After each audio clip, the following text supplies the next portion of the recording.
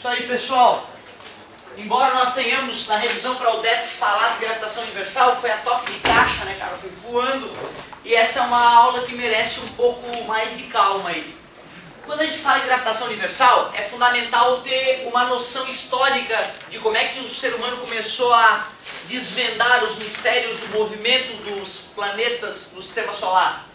Tudo começa, e quando eu falo tudo começa, na verdade é cientificamente falando, com um livro publicado, né? Mas antes disso já outros caras tinham entendido um pouco melhor o sistema, já tinham sugerido que o Sol era o centro. Só que o primeiro cara então que fez algo realmente documentado, bonitinho, a respeito do entendimento do sistema solar, foi Ptolomeu. Então a brincadeira começa com Cláudio Ptolomeu no século I. Esse filho da mãe, então, observando como todos faziam os céus durante a noite, logo percebeu que tinha luzinhas que se mexiam no céu e luzinhas aparentemente paradas no fundo. As luzinhas paradas no fundo são estrelas, as luzinhas que se mexem são planetas. Por isso que desde sempre o ser humano conhece pelo menos 3 luzinhas que se mexem no Sol, certo? No céu. E como o nosso planetinha também se mexe, né? Isso dá para perceber à medida que o ano passa, usando o céu como fundo, como referência. Eles perceberam que haviam 4 planetinhas, então há muito tempo já se conhece Mercúrio, Vênus, Terra e Marte, que estão nessa sequência se afastando do Sol, beleza? E aí o Ptolomeu queria entender como é que o planetinha vermelho vai e volta nos céus, como é que eu faço para saber quando que ele vai estar em determinado lugar, como as fases da Lua, né, e o período de translação da Terra em torno do Sol já estava relativamente bem definido. Então ele começou a se preocupar com isso, com o movimento desses planetinhas no céu. E ele teve uma ideia muito legal. Vou botar a Terra no centro, que é o óbvio, né? Deus criou a Terra, afinal, né? E botou no centro de tudo, do universo. Olha que legal. Aí tem a Lua orbitando a Terra em um círculo perfeito. Ela demora 23 dias e uns quebrados para completar a volta dela. A galera já sabia disso há muito tempo, sabia definir as fases da Lua. O nosso querido Sol também orbita em um círculo perfeito. E por que círculo? Porque círculo é a forma divina. Círculo é a expressão da perfeição. E o π prova isso, né? O π, que é a relação entre circunferência e diâmetro, que é igual para todo círculo. Além do mais, a Lua está no céu, que é a morada dos deuses, né? E ela é redonda. O Sol está no céu, que é onde os deuses moram. E ele é redondo, o que prova, obviamente, que as coisas redondas são divinas e perfeitas, né? Muito legal o raciocínio da galera nessa época. Como é que pode, né, cara, achar que o círculo é divino só em função disso, de descobrir o π e de descobrir que, né, no céu, que é a morada dos deuses, as coisas são redondas. Olha que viagem. Então Ptolomeu tinha certeza que para entender o movimento de Marte, Vênus e Mercúrio, ele precisava usar mais uma vez a circunferência. E aí ele pensou, é que tem uma circunferência imaginária em volta da Terra, tem um ponto que orbita essa circunferência e Marte circula em uma outra circunferência perfeita em volta desse ponto. Então tem um ponto girando em volta da Terra num círculo perfeito e Marte fica rodopiando em círculos perfeitos em torno desse ponto. Então tu vê, usando só círculo, Ptolomeu conseguiu descrever o movimento dos planetas no céu, no sistema solar. E aí olha só que loucura a trajetória que o planeta define ao orbitar a Terra. Ó. Muito louca a trajetória, hein? Certo? E com isso ele conseguiu explicar o zigue-zaguear dos planetas no horizonte, à medida que a gente acompanha ele noite após noite ao longo dos céus. Muito bom. Então essa ideia é conhecida como geocentrismo, né? Geocentrismo, porque a Terra é considerada o centro. Porém, mais de 1400 anos depois, um cara chamado Copérnico teve uma ideia extraordinária.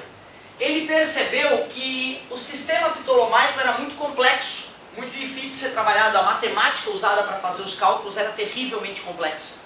Por isso poucos se aventuravam nos estudos aqui da ideia do Ptolomeu. Aliás, Ptolomeu descreveu tudo isso num livro chamado Almagesto. Ele, né, escreveu um livro mostrando como é que fazia o cálculo, como é que era toda a mecânica celeste. Como é que é? A ideia do Ptolomeu, quando ele falou pela primeira vez, foi como nós. E isso foi normal, foi aceita, porque da Terra tu tem essa sensação, né? Da Terra tu olha o Sol passando, tu tem a sensação que ele orbita a Terra. A Lua também tem a mesma sensação. Quando tu vê Marte no céu e acompanha ele, a galera estava acostumada a perceber que ele ia e voltava nos céus, então aparentemente estava tudo fechando. O choque realmente para a comunidade foi quando Copérnico falou que o sistema do Ptolomeu era ruim. E que o sistema dele, que considerava o Sol como centro do sistema, era muito melhor. E ele, no início, então, não teve aceitação porque as pessoas não conseguiam conceber a ideia de que um planeta possa estar orbitando o Sol e não o contrário. Né? Isso é um exercício grandioso, cara. Né? As primeiras vezes que as pessoas começaram a aprender a se colocar no ponto de vista de outro local, né? O que será que acontece se eu estivesse sentado na Lua? O que eu veria? Né? Ter essa ideia, essa criatividade que hoje parece tão óbvia. Quem é que nunca se colocou no ponto de vista do outro, né? Hoje é anormal o cara nunca ter viajado e pensado, mas se eu fosse fulano e tal, como é que seria, né? Certo? Num tempo atrás isso era uma ideia bizarra, o quê? Estavas pensando que tu era outro, tá louco? Né? Então é assim mesmo. Quando o Copérnico lançou a ideia que hoje nós chamamos de heliocentrismo, a galera não aceitou. Estamos quase em 1500 e o cara fala que o Sol é o centro. E Deus criou a Terra, caramba. Deus criou o homem à sua semelhança. O que é isso? Não, a Terra é o centro de tudo.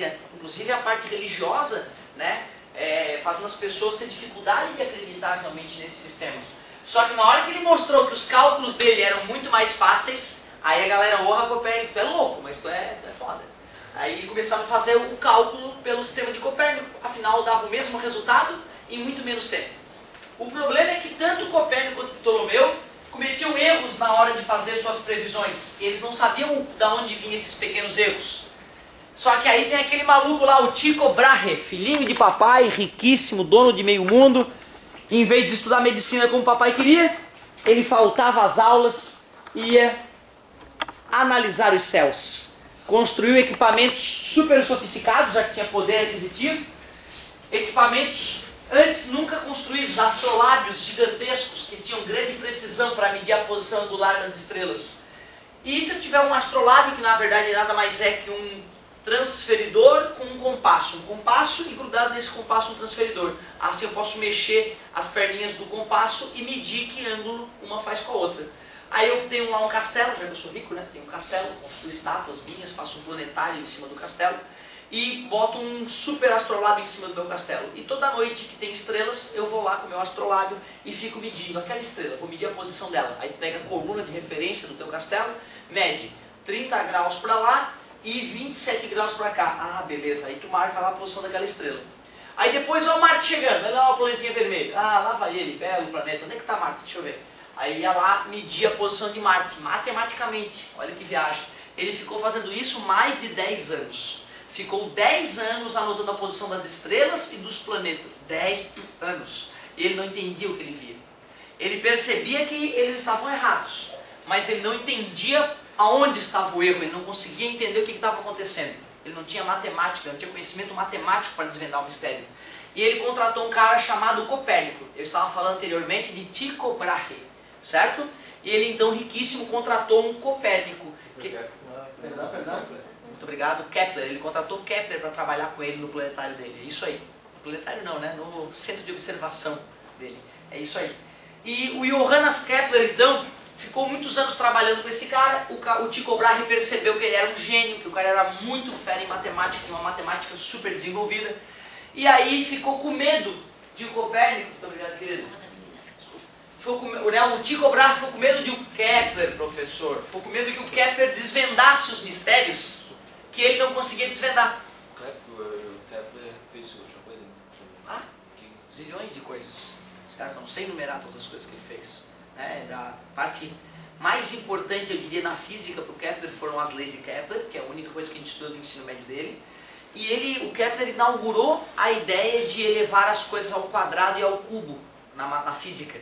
Na matemática, essa ideia de elevar ao quadrado e elevar ao cubo existe há milhares de anos. Mas nunca tinham aplicado essa ideia de elevar ao quadrado e elevar ao cubo para explicar um fenômeno natural. Então o Kepler era o cara que foi pela primeira vez pensou, eu vou pegar uma grandeza física com uma distância do planeta ao Sol e elevar ao cubo para ver se dá alguma coisa. Foi um cara que inaugurou essa ideia. Antes dele ninguém fazia isso, então ele foi um marco talvez por isso. E ele era tão apaixonado por a ideia da matemática explicar a natureza que ele dizia aquela famosa frase, Deus é matemático. Essa é uma frase do Johannes Kepler, uma frase que eu concordo plenamente. Se Deus existe, matemático ele é. Isso é fato, certo? Porque o átomo parece que foi matematicamente engendrado para poder se encaixar e funcionar, né? Certo? Muito bacana. Bom, galerinha, olha só, e não se esqueçam aí, na dúvida, Google. Johannes Kepler, dá para ler toda a vida dele. Kepler foi um cara que teve uma vida bem conturbada, bem bizarra.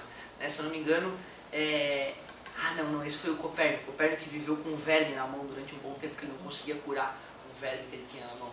E aí, assim, se tu tá mais curioso também a respeito da vida dos caras, esses caras eles têm histórias de vida geralmente espetaculares. Todos os grandes cientistas, todos os grandes gênios da humanidade, tu pegar o livrinho lá para ler a vida do cara, né, é apaixonante. Eu lembro quando eu era guri, eu li sobre o Mahatma Gandhi, já ouviram falar do Mahatma Gandhi? Né? E eu fiquei chocado de saber que, porra, Jesus é exaltado no mundo inteiro, né, cara, como um cara uou, e o Mahatma Gandhi, que, porra, é no mínimo equivalente a Jesus nos atos em vida, né, é um cara que é conhecido aqui a colar, que as pessoas não falam dele, né, porra, então o grande alma, né, que é a tradução do Mahatma, é um cara que também vale a pena ler, não só, todos eles, Newton, né, cara, tu vai lá ler sobre Newton, embora ele tenha sido um filho da puta em boa parte da vida adulta dele, né, ele tem uma história de vida muito bacana, que às vezes dá pra entender porque o cara virou gênio. Não é que ele nasceu gênio não, cara, eu acho que um gênio é construído em vida, cara, um gênio é construído com horas de estudo e esforço, não é, nasceu gênio, é tudo fácil pro gênio, não, o gênio ele sua muito a camisa pra virar gênio, é isso aí. E só é chamado de gênio porque as pessoas normais não acreditam que podem ser gênios. Certo? Que todos nós podemos ser gênios se estudarmos pra caramba. Lembra?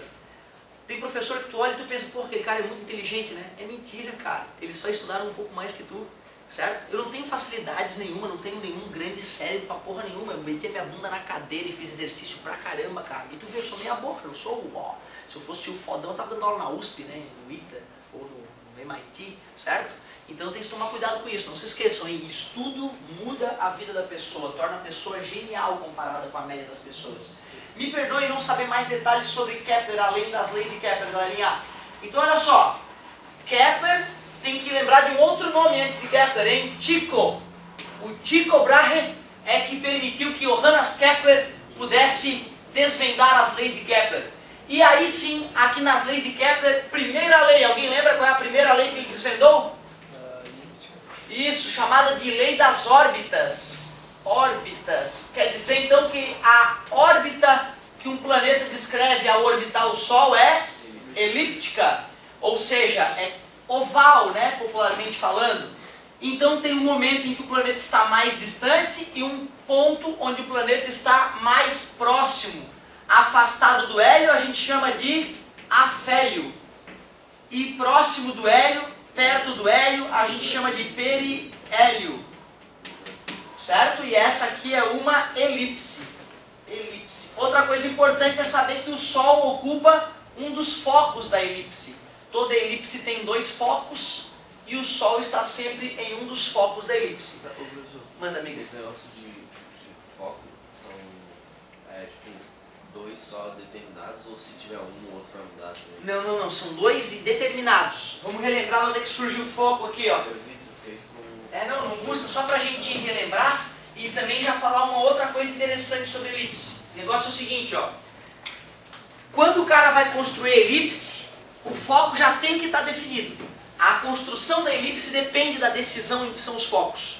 Então, ó, na hora de construir elipse, o importante é que a soma da distância do foco até a extremidade da elipse, mais desse ponto até o outro foco, tem que ser constante. Por isso, se a gente pegar um barbante como esse, né, e usar ele como constante da elipse, a gente pode fabricar ela. E lá onde estão os meus dedos, ó, lá onde estão os meus dedos é que eram os focos. Beleza? Ou seja, se eu pegar esse ponto aqui, se eu somar essa distância mais essa, dá exatamente o mesmo valor, né? Outra característica interessante da elipse é que se nós tivéssemos uma sala com as paredes elípticas e eu ficasse num foco e tu no outro foco, eu poderia sussurrar levemente para escutar com perfeição o que eu estou falando, certo? Porque todo o som que sairia da minha boca, que está no foco, vai bater nas paredes e vai ser refletido de tal forma a ir para o outro foco. Então, praticamente tudo que sai da minha boca vai chegar exatamente no outro foco. certo? Então teria uma acústica perfeita para duas pessoas se comunicarem numa sala elíptica, beleza? Ó, tu vê, agora já ficou com mais cara de circunferência, então tu vê que aqui está exageradamente, né, elíptica, para ficar didático. Muito bom. Vale a pena lembrar que todas as elipses estão no mesmo plano, exceto a elipse de Plutão. Exceto a elipse do Plutão, que parece que tomou uma bordoada em algum momento e começou a oscilar em outro plano, certo? Então a elipse dos planetas todos são coplanares, e a elipse de Plutão, que já não é mais planeta, é planetoide agora, né, a nova classificação, ela orbita num plano diferente, beleza? Show de bola. Segunda lei, então a primeira lei vamos repetir. Os planetas orbitam o Sol em trajetória elíptica, na qual o Sol ocupa um dos focos. É importante lembrar desse detalhe. Segunda lei de Kepler, conhecida também como lei das áreas. Segunda lei de Kepler, conhecida como lei das áreas. Essa lei também é bem legal, olha só. Vou mais uma vez aumentar a nossa elipse para ficar didático. E vamos imaginar Kepler fazendo um mapinha de Mercúrio passeando em torno do Sol, certo? Por que Mercúrio é bom de observar? Porque ele completa a volta dele em 3 meses, mais ou menos. Em 90 dias, ou seja, a cada 3 meses tu pode repetir basicamente as observações que tu fez e verificar se elas estão adequadas e tudo mais. Então vamos lá, ó, o planetinha vermelho, que bonito, Mercúrio. Aí de repente passou 2 semanas e Mercúrio está ali. Beleza? Aí Kepler vai acompanhando o movimento de Mercúrio ao longo das semanas. Passou um certo tempo, sei lá, 1 mês depois, ele vai observar Mercúrio e Mercúrio já está aqui, ó. Ele espera 2 semanas e olha Mercúrio e, meu Deus do céu, o que é isso? Ele fica chocado quando ele faz um mapa do que está acontecendo. Ele sempre achou que o movimento dos planetas em torno do Sol era um movimento uniforme, ou seja, uma velocidade constante em módulo, beleza? Só que na hora que ele faz o mapa, ó, olha o que ele percebeu. Em 2 semanas, Mercúrio andou isso. E nas mesmas 2 semanas, Mercúrio andou um montão. Ah, caramba, a velocidade que um planeta orbita o Sol não é constante, ele concluiu na hora. Só que ele não ficou satisfeito. Ele queria descobrir como calcular matematicamente uma relação para essa situação. Aí ele teve uma ideia. Ele conectou o Sol ao planeta através de uma reta. Um segmento de reta, perdão. Um segmento de reta esse que ele denominou raio vetor. Ele falava, se eu ligar o Sol ao planeta através de um raio vetor e calcular a área que esses raios vetores criaram a partir de 2 observações, se eu repetir essas 2 observações no mesmo tempo, ó, 2 semanas, e fizer o raio vetor mais uma vez e calcular mais uma vez essa área, adivinha o que acontece? As áreas são iguais. E ele percebeu que sempre que os tempos de observação eram iguais, as áreas eram iguais. Então, ó, se T1 igual a T2, então área 1 igual. Então ele escreveu assim a segunda lei dele, ó. A reta, ou melhor, o segmento de reta que liga o Sol ao planeta varre áreas iguais em tempos iguais. Beleza? Seria assim, se tu vai fazer um vestibular muito ultra, mega competitivo, tens que decorar as leis de Kepler, por incrível que pareça, tem que saber a lei de Kepler de cabeça, saber enunciar ela. Como as de Newton também, né? Certo? Mas se tu vai fazer medicina na UFSC, tu não precisa decorar. Basta tu ter a conclusão da lei na tua cabeça. E a conclusão da lei é meio óbvia. Pensa bem, quando o planeta está próximo do Sol, a vassoura dele é pequenininha para varrer a área, né? Concorda comigo? Quando o planeta está longe do Sol, a vassoura dele é grandona. Concorda comigo? Se eu estou com uma vassoura pequenininha e quero competir com um cara que tem uma super vassoura, só se eu varrer mais rápido, né? Concorda comigo? O cara vai dar uma vassourada, vai varrer o mundo. Concorda comigo? Ou seja, quanto mais próximo o planeta está do Sol, menor o raio vetor. E mais rápido ele tem que varrer para poder dar conta do recado, para as áreas varridas serem iguais. Certo? Ou seja, quanto mais próximo o planeta está do Sol, maior a sua velocidade. Só isso. Quanto mais próximo o planeta está do Sol, maior a sua velocidade. Ah, então peraí. A velocidade vai ser máxima onde? No periélio ou no alfélio? Claro, Vmax, periélio, perto do hélio. E velocidade mínima, afélio, afastado do hélio. Só por que isso acontece? Kepler não soube explicar. Kepler simplesmente não soube explicar por que aumentava a velocidade e depois diminuía, e aumentava e diminuía, ele não soube. Mas aí está nascendo Newton já nessa época, né? Newton está nascendo e já nasceu meio que lendo os livros da galera toda, né? Ele era viciado em leitura, ele lia tudo, ficava dias sem dormir, lendo e querendo entender as coisas, absolutamente lunático Newton. E Newton obviamente leu tudo isso. E aí ele usou essas conclusões de Kepler para desenvolver a lei de atração das massas, né? Certo? Mas daqui a pouco a gente chega lá. Só por curiosidade, a velocidade máxima da Terra no periélio é 30 km por segundo aproximadamente e no afélio 27 km por segundo, certo? Então algo em torno de 108 mil km por hora para 90 e poucos mil km por hora. Como isso demora meio ano para ocorrer, né? E ocorre cada milésimo de segundo, ocorre um pouquinho, né? Tu não percebe essa aceleração ou desaceleração que a Terra está sofrendo, certo? Muito bom. Terceira lei de Kepler. Terceira lei de Kepler, conhecida como lei dos períodos.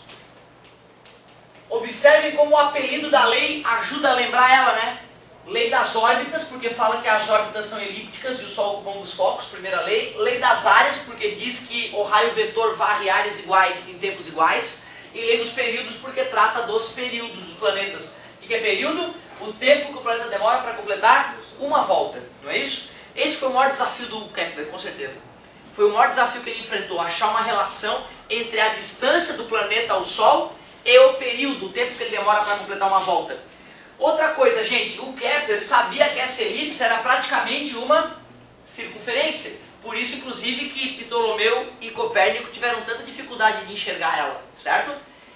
Aí, cara, como trabalhar num círculo é muito mais simples do que trabalhar numa elipse, ele ia lá e calculava o raio médio da elipse. Como assim? Aqui tem o raio mínimo, concorda comigo? E aqui tem o raio máximo. Beleza? O que seria o raio médio, meus amigos? Isso soma o raio mínimo com o raio máximo e divide por 2. Aí tu pode aproximar a elipse para uma circunferência e a vida fica mais fácil na hora de fazer a conta. O que o Kepler fez? Ele começou a comparar a distância média do planeta ao Sol com o período. Só que ele não conseguia achar uma relação para aquilo. Ele parecia que era uma relação toda errática, toda absurda. Só que ele pensou, começou a elevar as coisas ao quadrado, começou a elevar as coisas ao cubo, para ver se ele achava uma relação. E o safado achou, cara. Ele percebeu que pegando o período de um planeta e elevando ao quadrado e dividindo pela distância média deste planeta ao Sol, elevado ao cubo, olha que safadinho, dava uma constante. Ele mal se... Imagina, cara, imagina tu em 1600 e pouco tentando desvendar praticamente, né, a face de Deus, como é que Deus botou os planetas para orbitar, né, no sistema solar, como é que Deus, né, na visão da época, como é que o Criador engendrou esse movimento bizarro dos planetas, e o cara vai lá, eleva o período ao quadrado, eleva a distância média ao cubo, divide para a Terra, fez essa conta, deu um valor, fez essa conta para Mercúrio, deu o mesmo valor, fez essa conta para Vênus, deu o mesmo valor, Marte, a mesma coisa, meu Deus, descobri. Então, cara, ele teve uma conclusão incrível.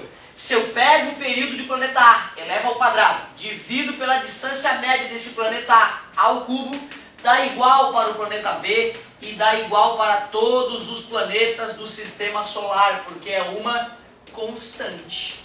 É isso aí.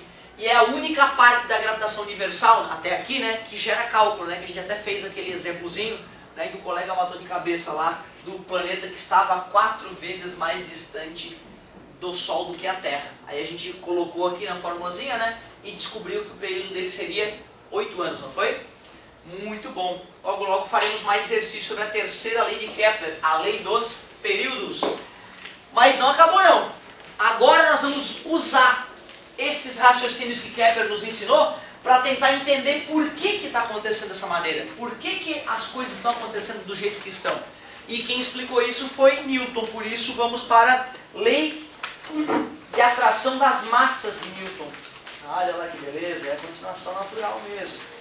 Professor, Galileu já não tinha levantado essa ideia, Na verdade, cara, o Galileu, ele chegou a defender a ideia, certo? Mas é contemporâneo a Copérnico, nem saberia dizer quem foi que falou primeiro, né? E o Galileu, inclusive, foi punido pela igreja, né? Depois teve que assinar dizendo que era mentira e que ele estava errado, Inclusive, recentemente na televisão apareceu lá o documento assinado próprio punho pelo Galileu. Aí um pesquisador viu lá que estava trêmula a assinatura, percebendo que ele estava realmente sob grande pressão, que ele estava... Bizarro o negócio, né, cara? A igreja é gente boa nessa época.